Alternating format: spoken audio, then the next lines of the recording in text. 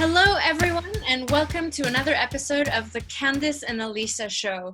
This week, we're talking about a topic very close to my heart, which is freedom and lack thereof.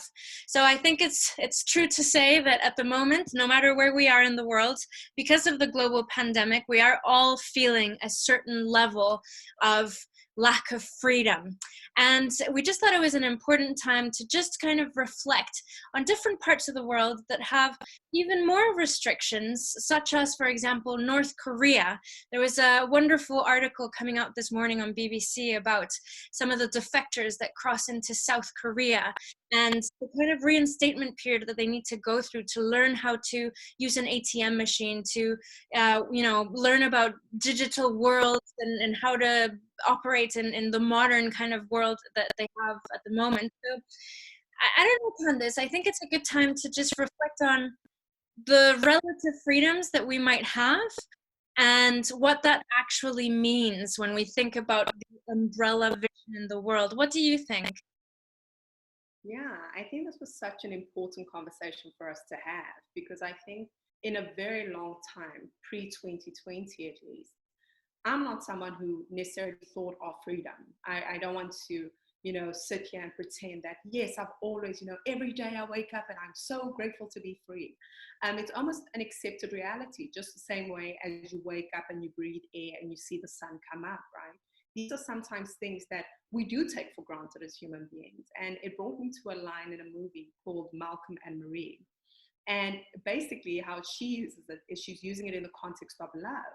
And she says to him, do you know what I think the problem is, Malcolm? Once you know you have someone and once you love someone, I don't think you actually ever think about them again. I think it's when you're about to lose them that you wake up. And I thought about that and I thought, oof. And there was something about that statement that actually tied to the conversation of freedom because I looked at it in my own life and I thought, I come from a family where my direct lineage, my own father had restricted freedom, right, in this country. And he died due to that. And I am on the other side and I've got my freedoms. I can go anywhere, do anything. I'm not restricted in that way. And yet I do not think about it. I'm not sitting here thinking, oh, like, look at me go and being free. And so I think this is an important conversation to have because as we're starting to feel limited, as we're starting to feel as though we're restricted and we can't see our friends and family and we can't do the things we want to do, to really put it into perspective and say, once this pandemic is over, how long will it take you to remember that just a few weeks ago or a few months ago, your freedoms had been limited? I don't know. What do you think? Yeah, I think that sometimes we operate in a bit of a kind of checkbox way, where we go, as soon as I have that house, or as soon as I have that job, or the love of my life, or as soon as I attain this, everything's going to fall into place. Everything's going to be miraculous. It's going to be the best. But you're operating on this aspirational mode, right? And it's true. Once you check that box, I think we have like a radical way of just being like, oh, check, yeah, that's great. It's moving on, next box. And it becomes this continual pursuit. And I think that's where it's very important when people say, live in the moment, think of the present. I don't think it means don't plan where you're going to sleep tomorrow and what you're going to eat. I think it simply means just appreciate what you do have. And I think just taking a pause and also appreciating what you've accomplished, because oftentimes we completely forget anything that we've accomplished and suddenly everything's crap and we haven't done anything with our lives and whatever.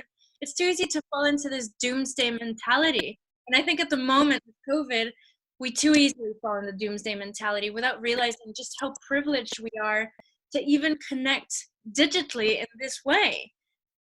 Exactly. And I love that. I love what you just mentioned there. And when you're looking at the privileges you have, right? It's kind of like oxygen. We're not thinking that we're constantly breathing, and this is actually a gift. Someone is actually struggling to have their own oxygen supply right now. As we speak, as people are watching us, there's someone in hospital being assisted by machines. There's someone whose only dream and whose only goal is to have the oxygen in their lungs. And I think that is the key component. It is that choice. You have to actively be grateful. Because the thing is, as you said, if you're not forcing yourself to consciously remember. And I love what you speak about with your own relationship and your own marriage, which is you actively remind yourself to be grateful that you've got the partner you have. And I think that's a beautiful exercise, because I think we get so caught up in what we don't have, the lack, right? I don't have the job I want, I don't have the car I want, I don't have the partner I want. But the truth is, even once you acquire those things, your happiness isn't going to increase that much. A study actually showed this, which I actually love, which was, I believe it was done by Harvard, but it could have been Stanford University. And basically what they did is, every university professor's dream is to get a tenure, which is basically a 10-year contract, right? And so they did a poll for each of the professors that were up for tenure that year. And they said, okay, how much do you think your happiness will actually increase once you get this and stay increased? And people said, my happiness will increase by around 30%. I pretty much, I can bet my money on it, no less than 30%. And the people who said, if I don't get it, my happiness will absolutely decrease for this amount, like, right? And so they went on, the tenures were awarded, some people got them, some people didn't. They waited a month after everyone had gotten their tenure or didn't get it. And they revisited those same professors. And they said, where would you mark your happiness now that you've got the tenure or you don't have the tenure? And what shocked them was that it returned to baseline. It returned to how they felt before they got it. So the person, yes, they experienced the dip and they experienced sadness for a duration of time. The people who got it experienced happiness and, elation for a period of time. But it all went back to baseline. And that blew my mind. And I thought, wait a minute. I don't know. It's crazy. I mean, I think what you say, I mean, that study it's almost hilarious in a way, right? Because it's, we put so much pressure on ourselves. It's almost like baseline. So where we are now is hardly ever satisfactory. It's like there are very few people in the world. In fact, I struggle to think of any this moment that have a baseline that they're absolutely 100% happy with, and they're like, this is it, right? There's always an aspiration for different. And I think that it's quite funny. It really does teach a lesson about how it's not, we know that material possessions, it's been established for many, many years that, material possessions are not what give you happiness, but we place so much onto that. But the notion that it would also apply to, say, would it apply to a relationship? Because that's another thing that I do wonder is friendships, connection, not just romantic relationships, but family, all of these relationships. I mean, I would venture to imagine that those things do add happiness to your life, right? And so I would think that then it becomes like a scale of prioritization on where you place value in your life, what you nurture, what you focus on. Because if you know that that's going to be the greatest reward in terms of your own happiness, then yeah, maybe it is more important to focus on your friend one time as opposed to, not sleeping for 3 days and pulling in that, career thing. I don't know how you think. So we're both very career driven people. I don't know. As you were speaking, something actually came to my mind, which was, is it because we get things in such, like, our lives change in gradual moments, right? Hollywood would have us believing with movies that there's these big bangs that happen in our lives. And when these big bangs happen, everything changes forever. But the truth is, our lives actually change very steadily. They change in a very gradual way, right? From the time you start dating and seeing someone to the point you're getting married. That was a gradual process for most people. I'm not speaking about, whirlwind romance, but it's usually very gradual. It's usually very steady. Your income level, so your expenditures increasing, your friendship circle, all of these things. Usually they tend to come and they happen in a very gradual way where there is a sense of expectation. And I know a friend of mine said something so profound, and it stuck with me for all these years. And I think she said it like 6 years ago. And she said something along the lines of, is it God is so subtle, or that we are so ignorant that we barely notice ourselves walking through the doors that we prayed would be opened?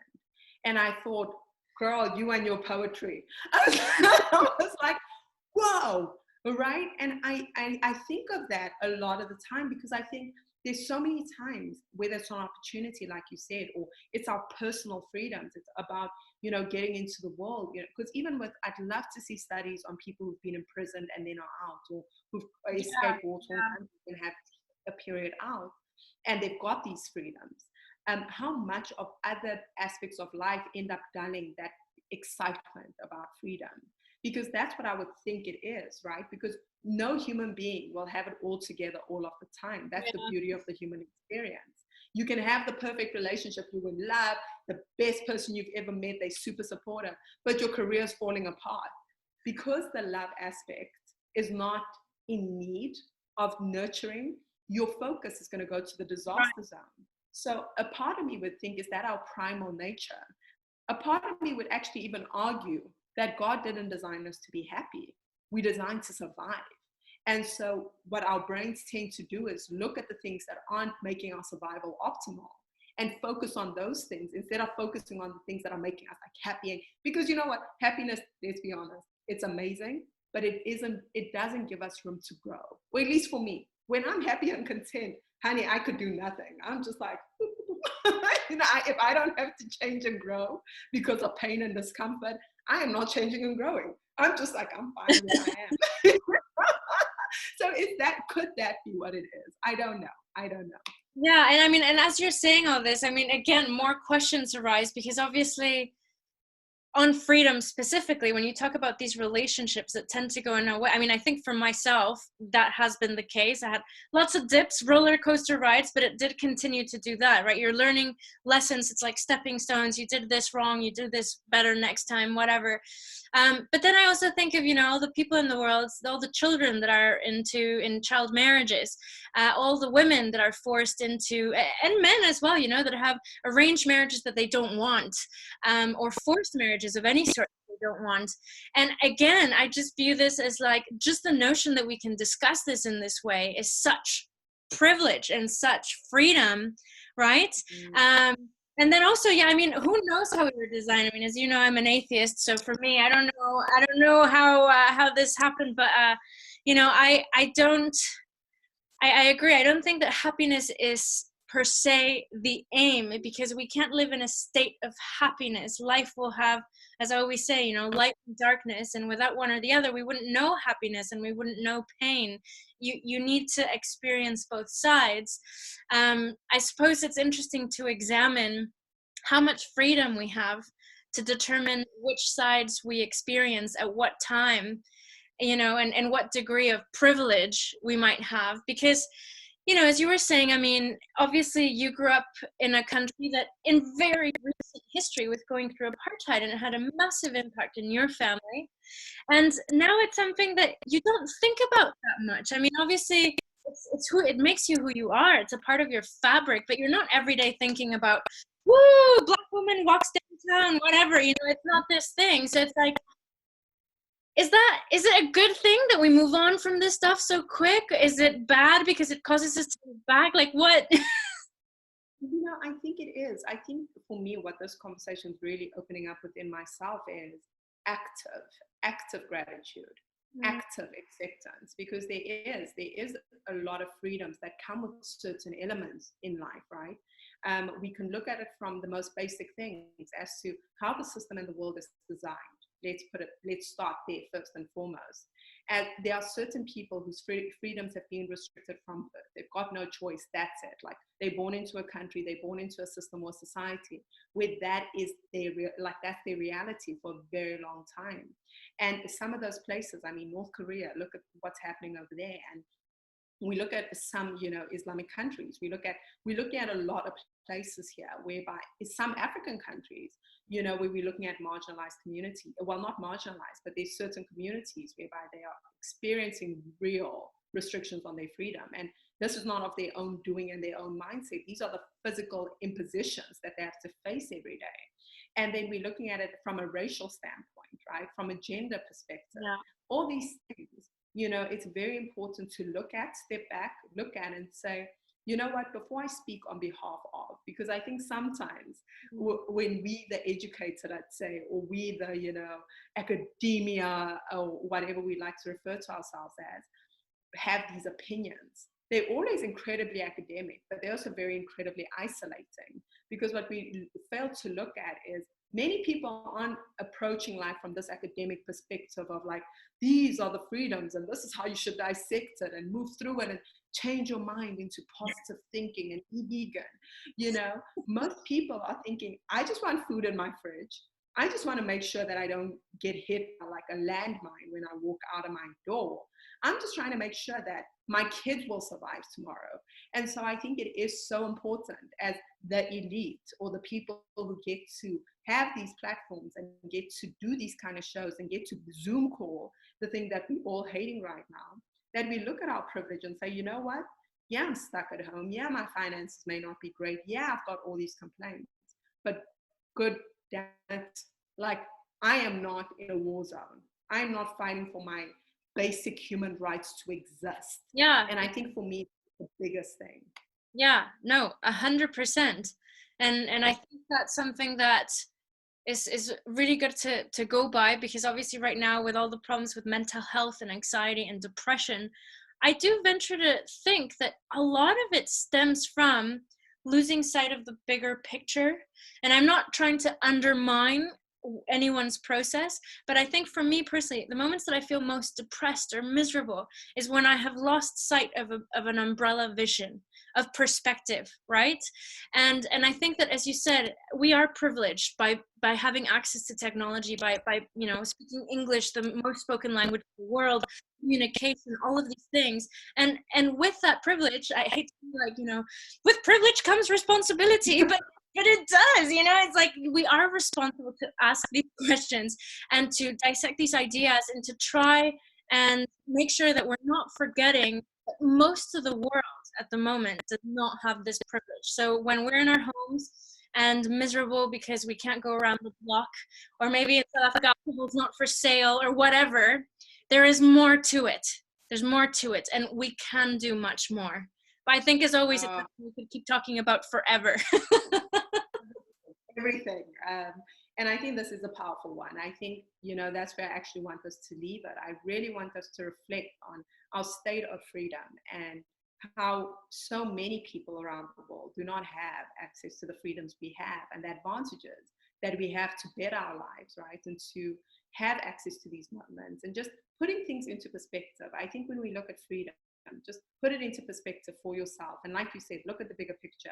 And I know it almost makes me think of, you know, the saying parents would have to their kids, like, eat your food. There are kids in Africa that are starving. It's like, I'm not starving. I'm full. It really does not impact me. And so I don't want it to be that approach. I want us to look at it more from the perspective of saying, even within your own community, within your own environment, there's no country on earth that has achieved equality, that has eradicated poverty in totality. I mean, within your own neighborhood, people are having it severely worse.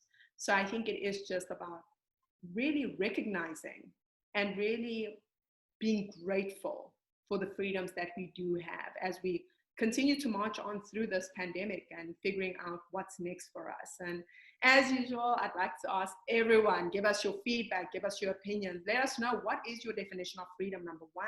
And like, what does that feel like and what does that look like to you? And until we speak again next week, thank you for joining us. Thank you so much, guys.